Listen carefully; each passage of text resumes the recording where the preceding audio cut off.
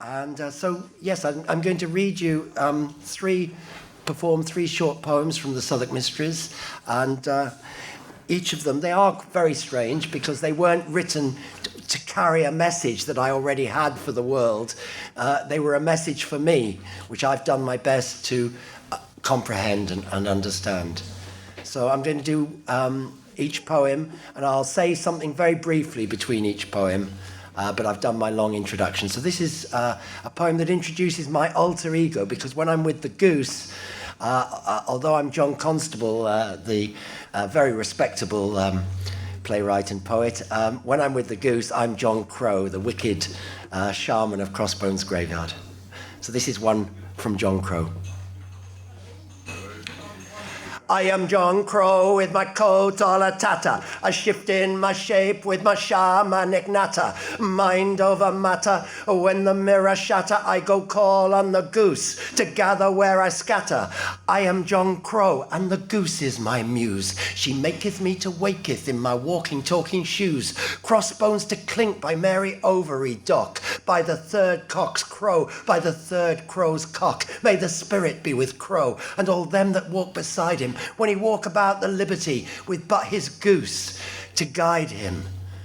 John Crow, trickster, no preacher, and if he ever done so, John Crow done defrock, man done reap as he sow. When preacher man make war on the witch and the whore, Puritan done for Crow. Oliver Cromwell done for Crow, when he shut down the goose and her wooden O, stripped and whipped her at the cart's arse from Bedlam to Crossbones, stuck him head on a spike to feed the carrion. Crow, panic, attack, now John Crow back, a wheeling and a dealing with it hungry. Ho!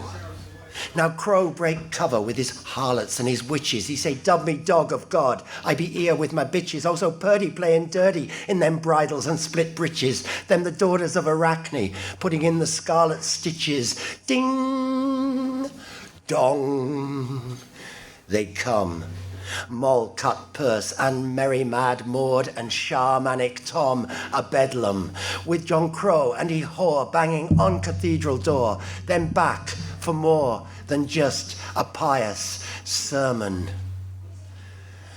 Do you mind over matter? When the mirror shatter, do you pick up the pieces or just put up the patter? Beware the evil eye of the men that flatter, who wear down your mind with their blind chitter-chatter, when what they really want is your head on a platter. But then better not mess with Crow, 'cause he mad as a hatter. Or when he look them in the eye, the false side'll shatter, like empty vessels roll away, clatter, clatter, clatter. I am John Crow, the crooked wayfarer, with the goose Shema Isis I her, whenever, when the dread zone attack me, trick, trick, track me, knick, knack, paddy, whack, whack, whack, whack me with a bus, number 343, splat on Borough High Street, scatter Crow for dead meat. Goose, she go find me, remember and remind me, pick up Crow pieces, goose go loose me and bind me. Goose, she go find me, remember and remind me, pick up Crow pieces, goose go loose me and bind. Thank you.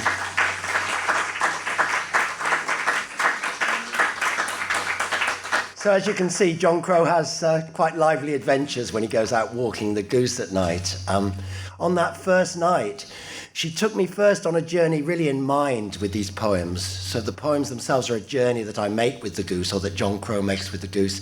But then it's a journey in space and time through 2,000 years of this history of the oldest part of London. And then literally at about 3 o'clock in the morning, she took us out walking through the back streets of Southwark and led us to this desolate work site and an old gate and lots of rubbish blowing and clattering around. And at that point, really, the voices completely opened up. They started singing, and all I could really do was try and remember it and write it down as best I could. It was really a received work, the entire Southwark Mysteries. And so once I discovered that this was real and that I hadn't just completely gone crazy, or I had perhaps, but it was a craziness that was grounded, that had a foundation. And today we're talking a lot about the arts with mental health, and certainly my own mental health owes a lot to having an art form that I can work with. And so yes, at Crossbones Graveyard, once I realized it was real, it became my life's work. And from being a poet and a playwright, I also became the unofficial caretaker of a prostitute's graveyard, which has done my life the world of good, helped by Katie Chaos and many other friends of Crossbones. We've done many, many ritual performances there, including for 13 years we did a Halloween of Crossbones. Tomorrow night at the graveyard, we'll be meeting for our 101st consecutive monthly vigil. We've been meeting every month on the 23rd since June 2004. It's free to all.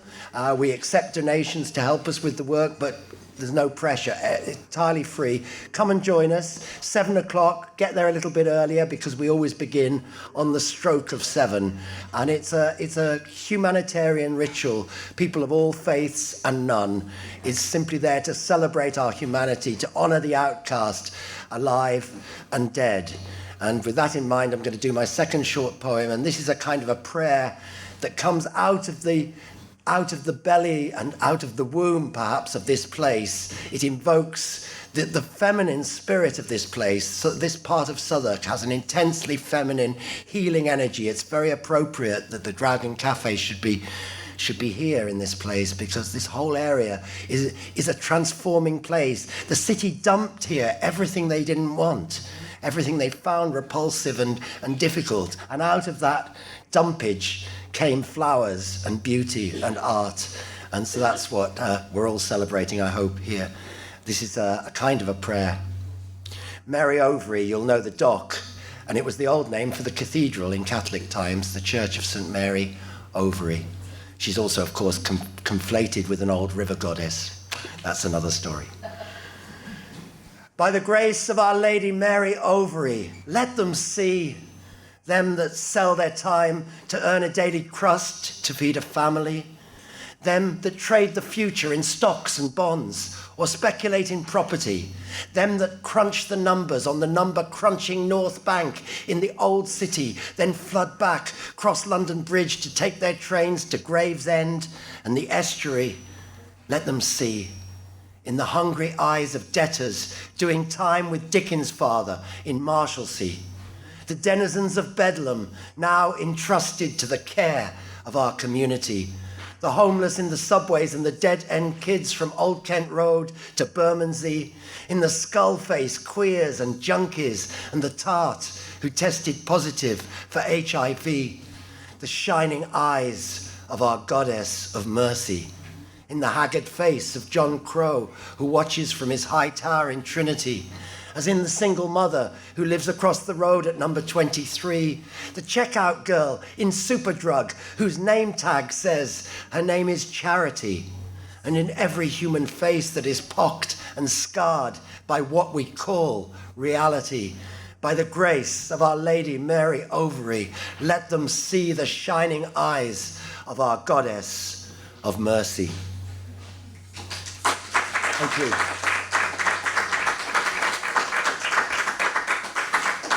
Lots of references in that. I'm not going to go into them all. I hope perhaps some of you might even read the book or buy the book one day. Perhaps it'll even be in the book club, who knows. But just very briefly, I mentioned Dickens' father in Marshalsea.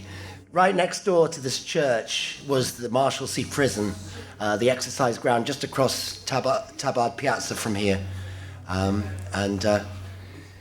Each one of the poems I've chosen, because it's Mental Fight Club, Dragon Cafe, I thought I'd pick the 3 bits of the poems that have a reference to Bedlam. Of course, the third Bedlam was here at what is now the Imperial War Museum.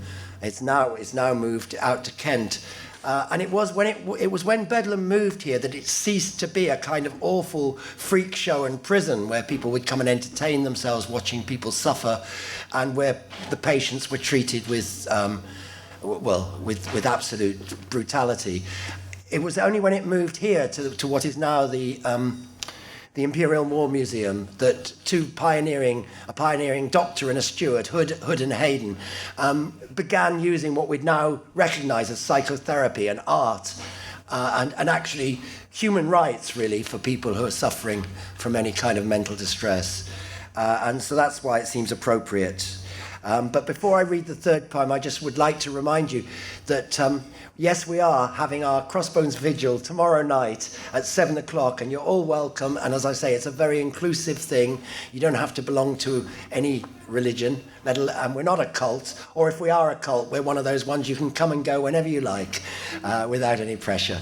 And Friends of Crossbones, we are working, all of us together, to establish a garden of remembrance on that site. We're there always every month to honour the outcast, but we want a garden of remembrance for all outcasts, and that includes sex workers, it also includes office workers, it includes people with mental health issues, and that, in that sense, in my humble opinion, includes most of the world, therefore, because I really think the whole world has got some mental health issues, and we're trying to hopefully work them out together. So this is from the last poem of the Southwark Mysteries. Oh yeah, one more thing, my walks, which are happening, 4 walks between now and Halloween. There's some flyers over there and at the front desk, and I hope to see some of you on those. But I'm going to finish now, and then we're going to have some Hendrix, and then we're going to have a film about Crossbones Graveyard for those of you who'd like to get more involved. So please support our work and become part of it. Be a friend of Crossbones.